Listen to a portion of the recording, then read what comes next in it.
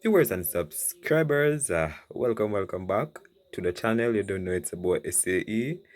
Bless up on yourself and thank you all for tuning in. So my people, today we're really gonna zoom in on the reason why um Jason Ola, Kemar Roach, and Jasper Silva was not selected to be a part of the West Indies Test squad to face Australia.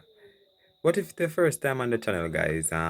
Please go ahead and hit that subscribe button and turn on the post notification bell to be the first alerted whenever a new video is uploaded. And don't forget, drop a like. We're on our way to 20k. So my people, I should have done this video a while ago, guys. Where a lot of people were surprised that Joshua Silva, Jason Older, and Kemar Roach were not named to the West Indies Test squad to face Australia.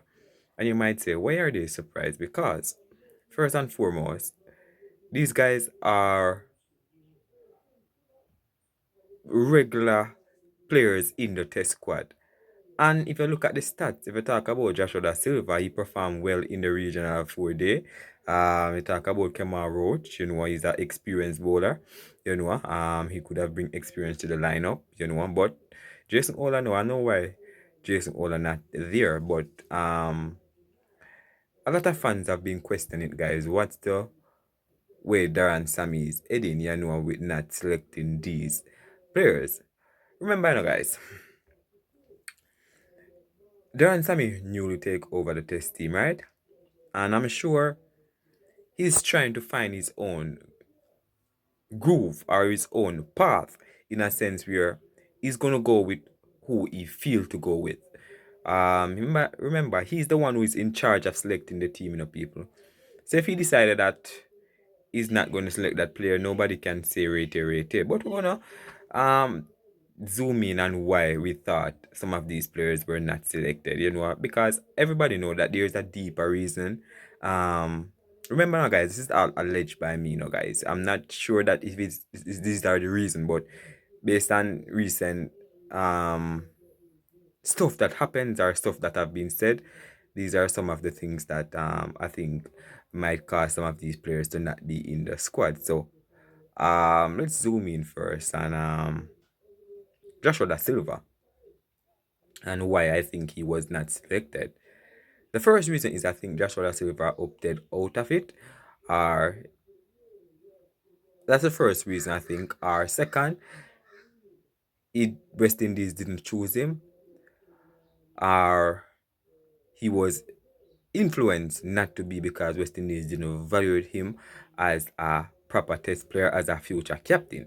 There's a lot of reasons, guys, because Joshua Silva, guys, from the Pakistan tour, guys, that he was dropped from, his spot as the vice captain was taken away from him because everybody thought that he would have been the next test captain, right? Because the West Indies were grooming him to take over the lead as the West Indies new test captain. But, Darren Sammy came and, him come with his new strategies in selecting a test captain, and go through all these interviews and so forth, and but even before the interview, guys, I thought that Darren Sammy already had his plans on who he want to be the test captain. Nobody cannot come and say that they didn't know who they want. It's just the fact that they were using these interviews just to really make it look professional or make it look like, everybody get a fair chance. But everybody knew that it wasn't a fair chance, right? So Joshua Da Silva, he was dropped from the Pakistan tour because of not scoring enough runs, in West Indies colors.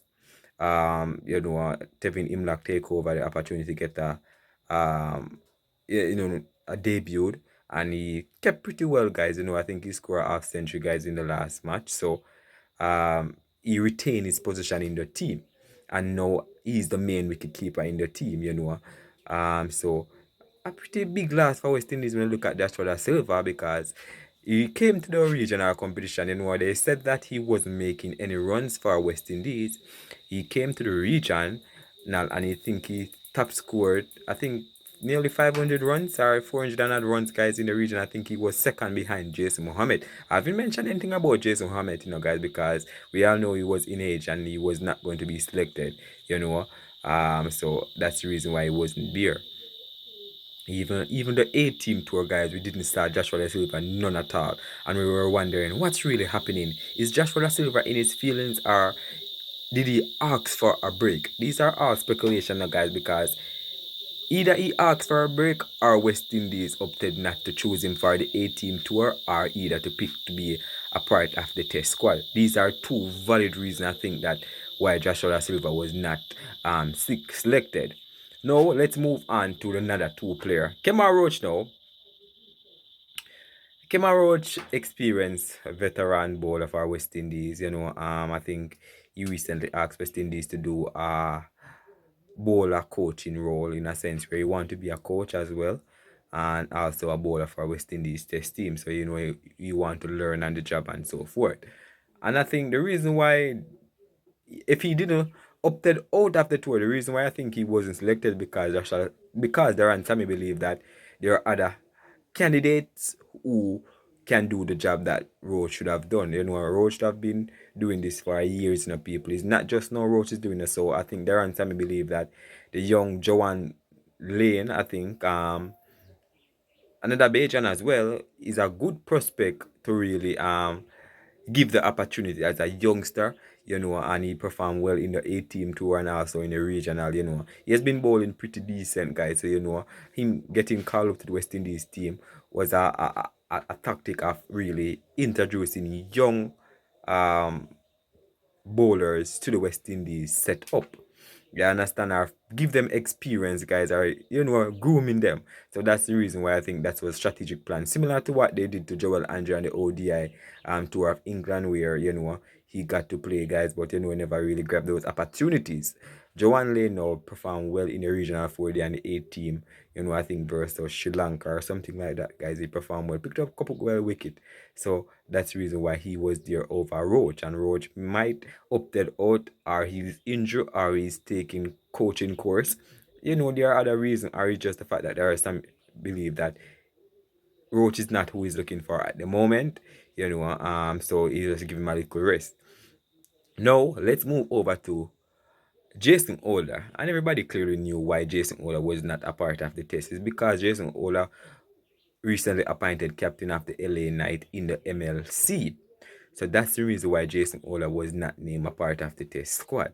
And everybody, these players, guys, I wouldn't consider Jason Ola a mercenary, because I think these plans were already made before the test, before, Jason Ola was called up, to the LA MLC team. So him being named captain was something that already was written in the contract already before West Indies select a test squad. So I think he and Darren Sammy hold a conversation, and he opted to go. But one thing I wrote about Jason Ola, guys, he didn't do it like a Russell or like a Puran who left one leg after T20. He went to Ireland, guys, and he played really well and head straight to US after that. That's a good player. He's not abandoning West Indies cricket. I wouldn't say Russell abandoned, because Russell, we understand Russell's situation, guys. You understand? This year is the last year, I think. For the next World Cup, I think is the last year he's playing for West Indies. So, we understand him. So we wouldn't consider him as a mercenary, but those are the reasons, guys. Joshua Da Silva, maybe he was not selected, or Darren Sammy, or he refused, or Kemar Roach given a little rest, or Jason Ola, we know, went to the MLC. Those are the reasons why these players were not selected based on my analysis. Leave your honest thoughts down below, alright?